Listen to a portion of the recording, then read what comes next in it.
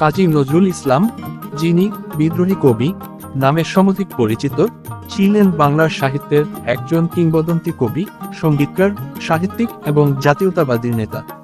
তিনি বাংলাদেশের জাতীয় কবি হিসেবেও স্বীকৃত। নাম কাজী নজরুল ইসলাম। জন্ম 24 মে 1899, চুরুলিয়া গ্রাম, আসানসোল মহকুমা, বর্ধমান জেলা, পশ্চিমবঙ্গ, ব্রিটিশ ভারত। পিতামাতার নাম পিতা কাজী ফকির আহমদ, মাতা জাহেদা খাতুন। শিক্ষা ও প্রাথমিক জীবন।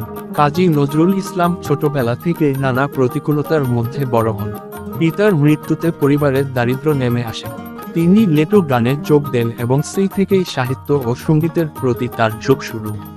পরে তিনি স্কুলে ভর্তি হন এবং কিছু সময়ের জন্য সেনাবাহিনীতে, ব্রিটিশ আর্মি, যোগ দেন।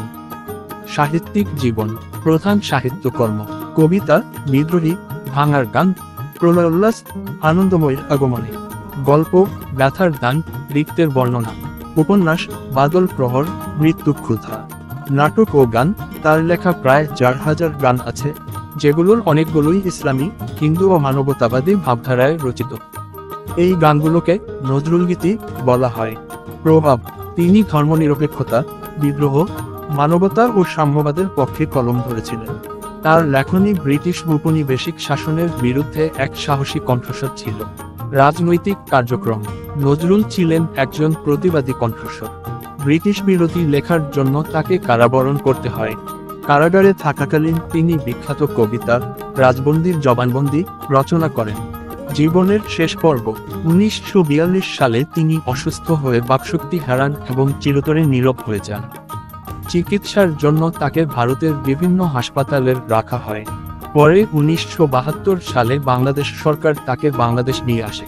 মৃত্যু: 29 আগস্ট 1976, ঢাকা, বাংলাদেশ। সমাধিস্থল: ঢাকা বিশ্ববিদ্যালয় মসজিদের পাশে। উপাধি ও সম্মাননা: বাংলাদেশের জাতীয় কবি, 21 পদক, মরণোত্তর। তার নামে প্রতিষ্ঠা হয়েছে নজরুল বিশ্ববিদ্যালয়, নজরুল ইনস্টিটিউট সহ বহু প্রতিষ্ঠান।